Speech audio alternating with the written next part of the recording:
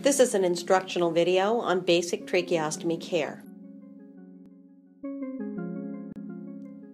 The equipment needed is as follows: suction machine and tubing, a sterile suction kit, tracheostomy care kit, an e-cylinder in a secured holder, saline bullets for lavage, sterile water, hydrogen peroxide, extra gauze pads, spare trach of the same size and type, have available a trach one size smaller of the same type, an ambu bag and mask,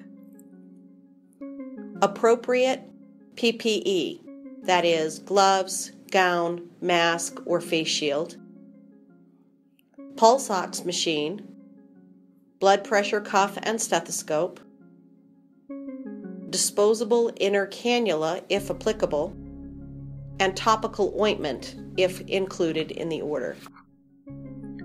Also, a plastic bag. Assess the patient's vital signs for respiratory rate, heart rate, oxygen saturation, breath sounds, and cough effort. Ensure the bed position is in semi-Fowlers, that is, the head of the bed raised up to 30 degrees.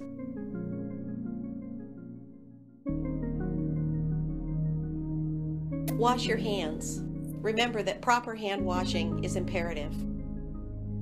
Wash for a minimum of 20 seconds with soap and water. Be sure and use a paper towel to shut off the faucet. Introduce yourself, ensure the patient's privacy, identify the patient, and tell them what you're going to do. Put on the appropriate personal protective equipment.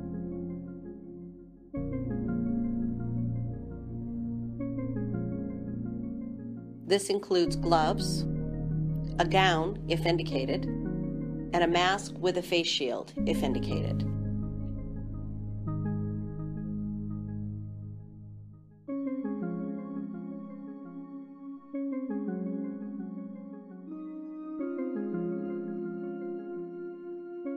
Attach the ambu bag to the e-cylinder.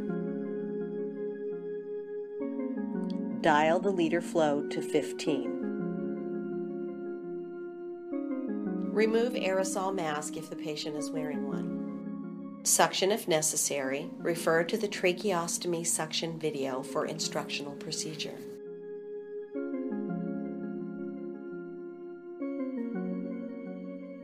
Slightly loosen the tracheostomy tube holder.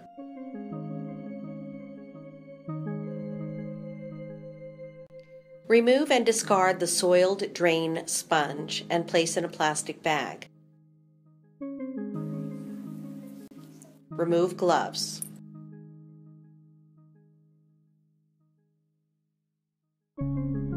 Cleanse hands.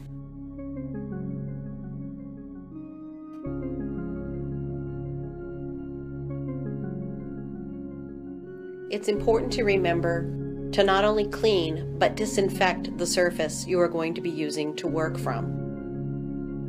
This means cleaning it with a bleach wipe and allowing it to air dry. Open the tracheostomy care kit. Remove the sterile drape and put on your working surface. Empty the contents of the kit onto the sterile drape. If the patient has a disposable inner cannula, open a new disposable inner cannula and carefully drop this onto the sterile drape. Fill one small basin of the kit with hydrogen peroxide.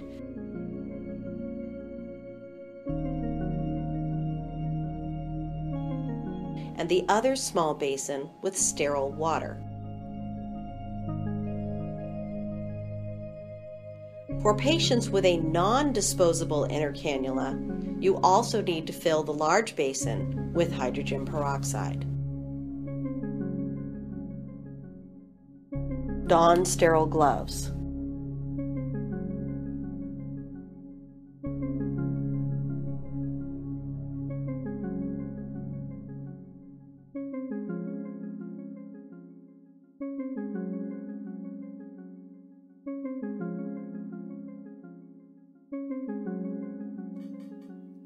If the patient has a disposable inner cannula, remove and discard. If the patient has a non-disposable inner cannula, place it in the hydrogen peroxide within the large basin. Note: do not place a metal cannula in hydrogen peroxide. Clean a metal cannula using sterile water only with the brush and gauze sponge provided. Soak 1 or 2 pieces of the gauze in hydrogen peroxide and wring out excess peroxide. Cleanse from the stoma site outward and take care to remove and loosen any crust, which is dry exudate. Avoid getting peroxide inside the stoma. While cleaning, assess the stoma site and the surrounding tissue and the character of the secretions. Repeat the process using gauze and sterile water to rinse the site.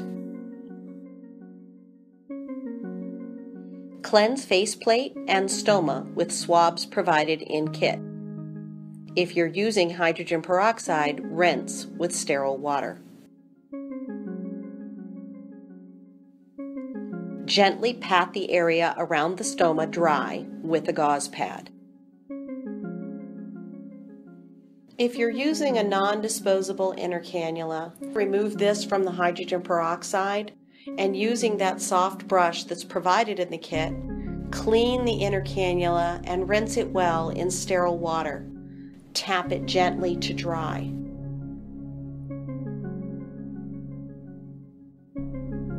Place the cleaned or the new disposable inner cannula and lock in place. If ordered, apply topical ointment from the stoma site out using a cotton-tipped applicator to treat skin breakdown. Trach ties should be replaced if soiled.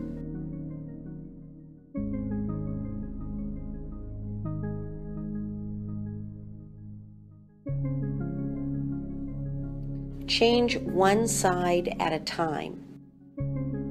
Stabilize by holding the flange in place with your fingers until the trach tie is secure on both sides of the flange.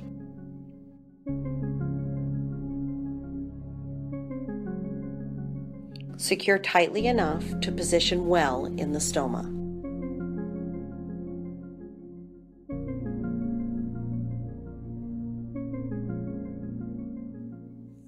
Place the drain sponge found in the kit between the stoma site and the tracheostomy tube.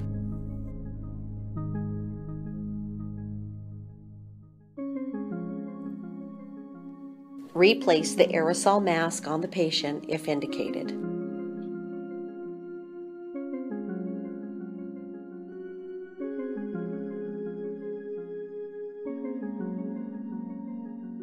Re-evaluate patient status for respiratory rate, heart rate, oxygen saturation, breath sounds, and cough effort.